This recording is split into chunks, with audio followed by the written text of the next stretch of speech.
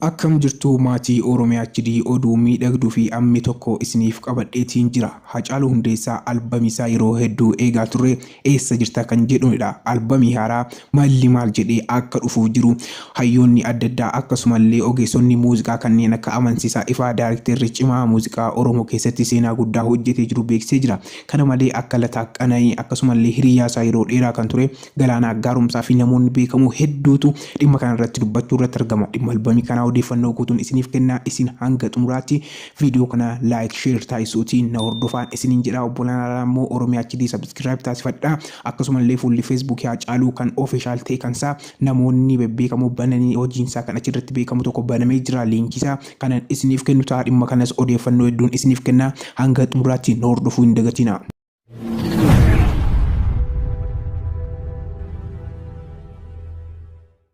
Hacaaluu Hundeessaa yeroo dheeraaf albamiinsaa eessa jirta jedhu ni gadhiifama jennee eegaa turre. Haa ta'u malee barii kana akka ogeessonni muuziqaa kanneen akka amansiisaa ifaa beeksisanii jiranitti maali mallisaa kan jedhu albamiin Hacaaluu yeroo dhiyootti akka gad lakkifamuuf jirudha. Albamiin kun mata duree isaa jijjiirratee maali mallisaa jechuutiin maxxanfama.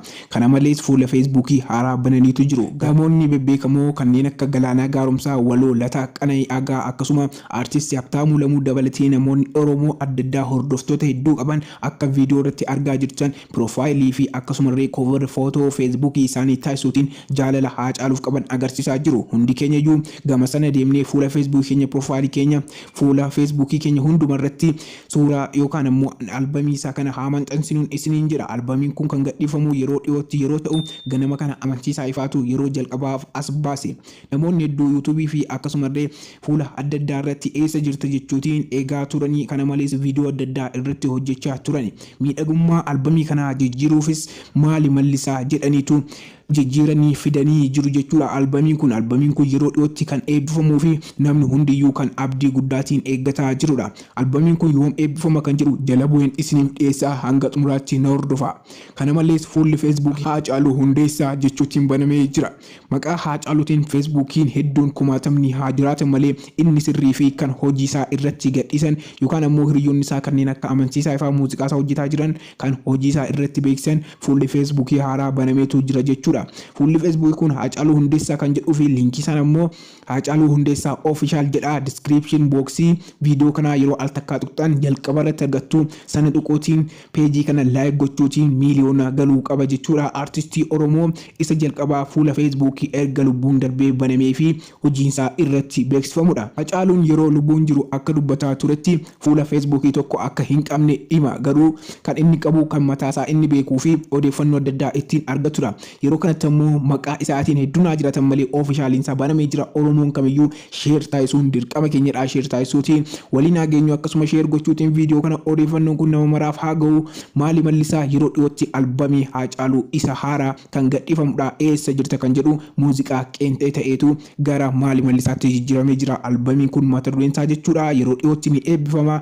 Nutis jala bu'een waan jiru tokko tokkoon isiniif qoodaa hanga xumuraatti nu hordofu keessanii ulfaadhaan viidiyoo kana sheer taasisuu hin dagatinaa. Like taasisaa hanga xumuraatti nu hordofu keessaniif kabaja qabdu. Guyyaa biraa odeeffannoo biraa ariifachiisaa isin deebi'aa bakka jirtanitti nagaan keessan haa baay'atu.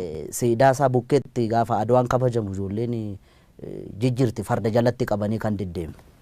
Sangaa farda si jalatti hin qaban yoo yaabbii dandeessedha kan yaabbattu. Namoonni siidaan kun ka jigan jedha. Siidaan kun yoo jig fardi akka fardi ka Oromoo. Fardi kan Oromoodha. Akkam tolcha. Farda akkamitti jigama. Akkam tolcha. Ka jige yoo inni isaarraa jigsan malee. Okay ga inni walumaa galattan fardi abbaaf deebi'uu qaba. Inni dhaloonni hin deeffata baay'ee. Anaaf sirratti hin ta'in malee inni waan hin oolle beektaa waan amma Ameerikaa kana keessatti ta'aa jiru beektaami. Biyya qaroomte biyya guddatte yakkamaa beeke. Miniliksiif yakkamaa moo yakkamaa? Oh my god. Ani inni reeffaa miirammaa ekeraadhanni. Jechuun seenaa rirmi nyaatu siin jedheera. Seenaan immoo dhugaa. Kan soba haa jedhu kan dhugaa jechuun akkamitti namni kana na godheera jedhee sobaan si himata. Nama lubbuudhaan hin jirre. Aannolee irratti kana godheera, calanqoo irratti kana godheera gaafa jedhamu. Aboo bara sana inni barkanaan mallatteessa jedhan. warri harkaan mallattees warri maastarsaa fi digirii fi PhD qabu baran mallee ulfajjeesaa jira beektami.